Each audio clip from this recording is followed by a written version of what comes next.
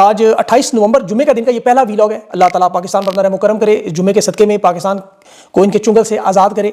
पहले आपको अहम खबरें बता दूं, फिर उसकी तफसील। अभी जहाज से उतरा हूं, 26 घंटे की फ्लाइट थी। वीलॉग आपके सामने और बहुत सी तफसीलात है, बहुत सी बातें आपसे करनी है, लेकिन वो फिर से अभी मामलात ऐसे चल रहे हैं। पहले अहम खबरें, जिसमें सुहेल अफरीदी का जो ट्रेलर एस्टेब्लिशमेंट की दौड़ें क्यों लगी, इमरान खान की जान की जमानत और गारंटियां देने पर कुरान पाक उठाने पर मजबूर क्यों हुए, मंगल तक की डेडलाइन है, फिर दमादम मस्त कलंदर है। सुहेल अफरीदी ने आज इस्लामाबाद में जो चीफ जस्टिस से मुलाकात की कोशिश की और वो आगे से भाग गया।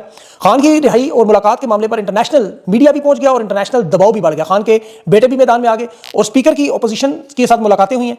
और शहबाज शरीफ ने फील्ड मार्शल को धोखा दिया, मिशन लंदन पर निकल गया, अपने घर पहुंच गया। नोटिफिकेशन के हवाले से मुतज़ाद खबरें भी चल रही हैं। ये 3 दिन क्यों इतने अहम हो चुके हैं? इस्लामाबाद पिंडी पे इस वक्त बड़ा दबाव है। जुम्मा कंपनी पर मुझे भारी नजर आ रहा है, क्योंकि यूरोपीय यूनियन जीएसपी प्लस स्टेटस भी पाकिस्तान पहुंच चुके हैं। और 27वीं आईनी तरमीम में जो आर्मी एक्ट है वो भी अदालत में चैलेंज, अक़वाम मुत्तहिदा को खत भी। और इसराइल की एक नई वारदात में 24 पाकिस्तानी हाई क्लास जो जासूसी हो रही है, पाकिस्तान बार कौंसिल के जो इंतखाबात है वो भी। और जनरेशन जी के इनकलाब में 60 लाख नौजवान मजीद बेरोजगार, खतरा बढ़ गया।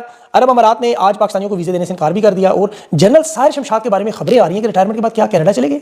और अफगानिस्तान का मामला भी बहुत बड़ा हो गया। ताजिकिस्तान में भी ड्रोन हमला हुआ, 3 चीन के शहरी उसमें हलाक हुए, बहुत बड़ी खबर है। और व्हाइट हाउस में भी जब हमला हुआ उसके बाद अब ये मामला किस तरफ चलेंगे, तफसील से इसकी बात करें। सबसे पहले तो देखिए, पाकिस्तान की कौम याद रखे कि इंशाअल्लाह इमरान खान की जान अल्लाह ने सही सलामत और महफूज रखी है। खान की जान इनके हवाले नहीं है, अल्लाह के हवाले, याद रखें। ये खान की जान की तहफ़्फ़ुज़ की ज़ामन खुद हैं। अभी एक इंतहाई अहम शख्सियत को उन्होंने बुलाकर कुरान पाक पर हलफ दिया कि हम आपको इमरान खान दिखा देते हैं कि बिल्कुल ठीक ठाक हालत में, बाहर जाके लोगों को बताएं कि इमरान खान बिल्कुल ठीक है, उनकी जान के हवाले से तमाम खदशात दुरुस्त नहीं है। अब उस शख्सियत का कहना था कि मेरा अब का दुतरा नहीं रहा कि मैं ये बात करूं, लोग मेरी बात पर यकीन नहीं करेंगे, बात दुरुस्त है, लेकिन मैं आपको मशवरा देता हूं, आप इमरान खान की बहन से मुलाकात करवा दें।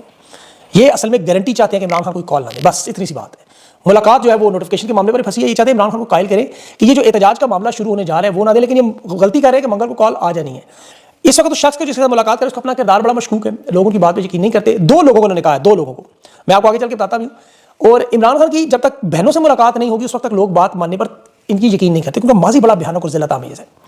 मैंने एस्टेब्लिशमेंट के कुछ धड़ों से भी कोशिश की बात, उन्होंने बड़ी अजीब बात है कि उन्होंने कहा देखिए, खान की जान को नुकसान पहुंचाने का इन हालात में हम सोच भी नहीं सकते। और उसकी वजह कि खान का वजूद सिर्फ पाकिस्तान के लिए नहीं, इनकी बका के लिए जरूरी है। जनरलों ने देखे, नून लीग के रहनुमाओं, पीपल्स पार्टी के रहनुमाओं, इन सब लोगों की इस वक्त जान जिसको होते हैं उसका नाम इमरान खान है। वो वाहिद शख्स है जो इन्हें महफूज रख सकता है। याद रखें, आप खान की जान की परवाह ना करें, वो अल्लाह के सपुर्द है। ये खुद चीख चीख कर इमरान खान की जान और सेहत के बारे में बता रहे हैं। अभी पार्लियामेंट के अंदर वो फजल चौधरी से पहले उन्होंने तकरीर करवाई इमरान खान की सेहत के हवाले से कि जी वो तो भारतीय मीडिया और अफगान मीडिया की इतलात बिल्कुल गलत है, खान बिल्कुल ठीक है। फिर स्पीकर पंजाब जो है वो उससे तकरीर करवाई कि जेल मैनुअल भी हमने चेक कर लिया है, खान साहब को सारे उनकी जो खुराक है, उनके खाने के मामला सारे ठीक ठाक हो, तशवीश मामला नहीं है। राना सनाउल्लाह से, लेकिन वो जो हनीफ अब्बासी है उससे उन्होंने बकवास, माफ कीजिए, बयान दिलवाया, तशवीशनाक बयान। लेकिन ये असल में उनकी अपनी जाती बुग़्ज़ है निकल रहा है। इमरान खान ने अपनी जान के हवाले से बड़ा वाज़ेह पैगाम कौम को दिया कि अगर मुझे खुदा ना ख्वास्ता कोई नुकसान पहुंचा तो उसके जिम्मेदार जनरल आसिम मुनीर होंगे। अलीमा खान ने भी जो बयान दिया कि जो लोग कह रहे हैं कि फातिहा पढ़े, हनीफ अब्बासी कह रही थी, ये अपने लिए कुल्लों का खत्म पहले करवा ले, क्योंकि उसके बाद इनमें से किसी एक बंदे ने भी नहीं बचा अगर खान का एक बाल भी टूटा। सूबाई वजीर शफीउल्लाह जान ने जो बात की, जरा सा गौर से समझिए, नौजवान है, जनरेशन जी वाले, चमड़ियां उधेड़ देंगे अगर खुदा ना ख्वास्ता ऐसा सोचा भी तो। ये चला ऐसी जरूरत नहीं कर सकते। इमरान खान गैर कानूनी कैद में है, कैद तन्हाई में है, वकला खानदान से रसाई बंद है और बिलाशुबा जेल हुकाम पर इन पर कोई एतमाद भी नहीं करता। और खान की सेहत के मतलब तस्दीक शुदा मालूमात जिन लोगों को भेजा वो भी मशकूक है। 16 अक्टूबर से इमरान खान के मामला इन्होंने रोके हुए, सिर्फ डॉक्टर उस्मा 20 मिनट के लिए मिली।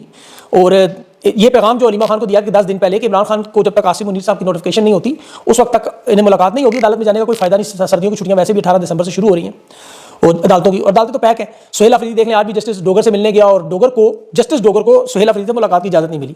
अब मंगल वाले दिन तहरीक इंसाफ ने फाइनल करना है। फाइनल करने से पहले ये मुल्क एहतजाज से पहले पूरे मुल्क में टिकट होल्डर्स को वार्निंग दे रहे हैं। सोशल मीडिया पे उन तमाम लोगों के नाम आ चुके हैं। ये सिलसिला खैबर पख्तूनख्वा से शुरू होकर पूरे मुल्क में फैलेगा अगर मंगल वाले दिन तक ये मामला हल ना हुआ। ये अभी अपनी जिद पूरी करना चाहते हैं कि नोटिफिकेशन का मामला, लेकिन नोटिफिकेशन पे इनकी अपनी बात फंसी हुई है। कल वैसे भी इनका आखिरी दिन है, उस पर मैं आपको कल बताऊंगा, लेकिन तहरीक इंसाफ का जो लाएअमल है वो मंगल वाले दिन आपके सामने आ जाएगा। और वो इनकी बहुत बड़ी गलती और बेवकूफ़ी होगी अगर ये तहरीक इंसाफ को उस लेवल पर लेके गए, क्योंकि इमरान खान की जान और सेहत के हवाले से देखिए एस्टेब्लिशमेंट को ये बात बड़ी अच्छी तरह पता है कि खान का कोई सियासी जानशीन नहीं है जो इन्हें महफूज रास्ता देगा।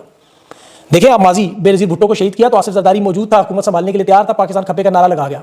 लियाकत अली खान को शहीद किया तो पीछे जुल्फ़िकार अली भुट्टो मौजूद था जिसने अवामी गज़ो गज़ब ठंडा कर दिया। जुल्फ़िकार अली भुट्टो को जब फांसी दी तो मोहतरमा बेनज़ीर भुट्टो से 1986 में ज़ियाउल्लाह की बातचीत हो चुकी थी, इक़्तिदार के मामला तय हो चुके थे।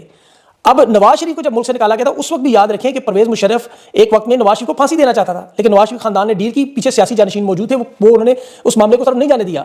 यहाँ मुराद सईद, सुहेल अफरीदी, शफीउल्लाह जान, खैबर पख्तूनख्वा की 4.5 करोड़ अवाम के साथ पूरा मुल्क है, ओवरसीज पाकिस्तानी है।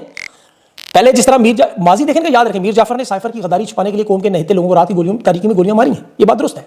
और ये वो लोग हैं जो अपने इक़्तिदार के लिए एक मुल्क का आधा हिस्सा भी तुड़वा चुके, 93,000 फौजियों को ढाका के मैदान में पतलूने भी तुड़वा चुके, ये मानते हैं।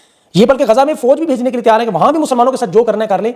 हालांकि उसी जगह पे इसराइल तुर्की ने इसराइल को तस्लीम भी किया हुआ, लेकिन इसराइल उससे आने की इजाजत नहीं दे रहा, इन्हें दे रहा है। महमूद अचकज़ई ने जो बात की कि पाकिस्तान की फौज जिंदाबाद का नारा हम उस वक्त तक नहीं लगाएंगे जब तक ये आइन और कानून के दायरे में नहीं आएंगे। तो इनका माजी तो बिलाशुबा देखिए जिल्लत आमेज माजी है। जुल्फ़िकार अली भुट्टो को जब ज़ियाउल हक ने फांसी दी तो ज़ियाउल हक वर्दी में अडयाला जेल के बाहर पहुंचकर वहां फातिहा पढ़ता रहा, कुरान पाक जेब में रखे, जो 3 महीने के बाद अगर 11 साल कब्जे में मुल्क पर कब्जा करता रहा। अब मोहतरमा बेनज़ीर भुट्टो की भी जब मैयत सेंट्रल अस्पताल रावलपिंडी में पड़ी थी तो ये जरदारी के साथ अगली हुकूमत के डायलॉग कर रहे थे कि आओ नारा लगाओ पाकिस्तान खपे और सारा तुम्हारे हवाले करेंगे, तुम्हारे 18 साल के नौजवान बेटे को पीपल्स पार्टी का चेयरमैन भी मान लेंगे।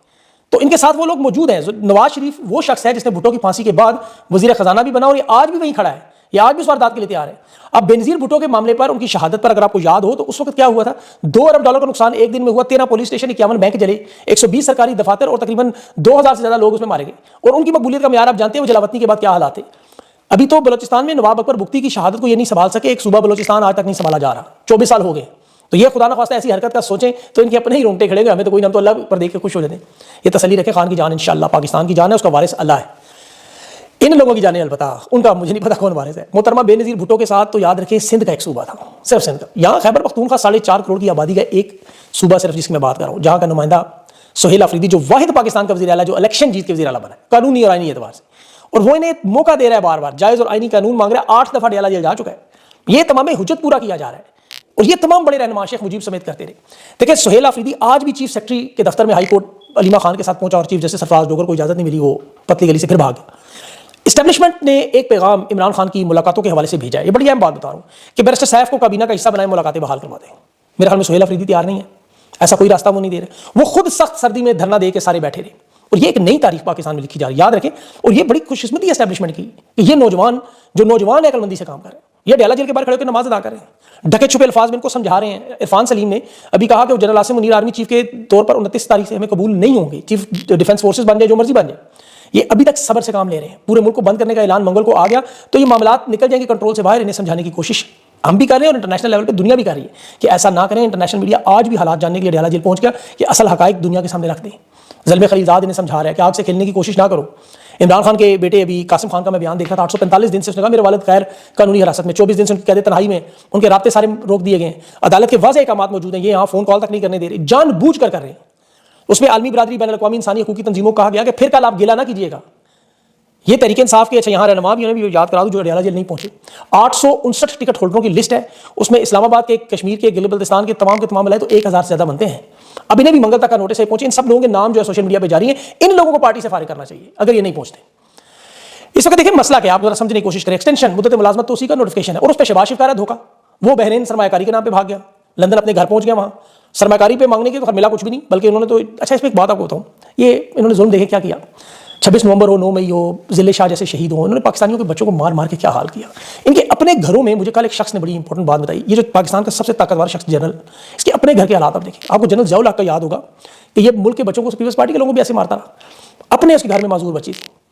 मैं इन पर ज़्यादा बात नहीं करना चाहता, अच्छी बात नहीं होती, लेकिन इन लोगों को समझ आनी चाहिए, इन्हें समझाने के लिए। आज चूंकि नून लीग को सादा अक्सरियत मिल चुकी है, नवाज शरीफ एक दफ़ा फिर अमीरुल मोमिनीन बनने के उसके जरासीम जाग रहे हैं। शहबाज शरीफ तो अर्दली बन के वज़ीर आज़म बन गया, लेकिन और नवाज शरीफ को भी उन्होंने कहा कबूतर उड़ाओ, फॉर्म 47 से एमएनए बना के साइड पे रखते। अब चूंकि मिल गया सादा अक्सरियत, वो कह रहा है मुझे बनाया आप वज़ीर आज़म, उसके अंदर वही जमहूरी एंटी एस्टेब्लिशमेंट वो जो कीड़ा ही कह वो जाग रहा है। अब नवाज शरीफ दबाव है कि एक्सटेंशन का नोटिफिकेशन तब तक नहीं मिलेगा, तब तक ये जारी नहीं करेंगे जब तक तहरीक इंसाफ को साइड लाइन नहीं करेंगे, नुकसान ना पहुंचाए। वो चाहते हैं वो ऐसा, उन्हें कोई फर्क नहीं पड़ता। और नवाज शरीफ को ये अलबत्ता पता है कि मुल्क नहीं चल रहा, जो मर्जी कर लें, हालात आपको पता है कि कंट्रोल से बाहर है। सियासत में नवाज शरीफ को खुद माइनस उसकी बेटी और भाई ने किया है, गुस्सा वो सारा खान पे निकाल रहा है और एस्टेब्लिशमेंट इसी कार्ड को इस्तेमाल करके इन पे दबाव बढ़ा रही है। अब ये जो खान की मुलाकातें रोकी गई, ये असल में इन दोनों की लड़ाई है, याद रखें।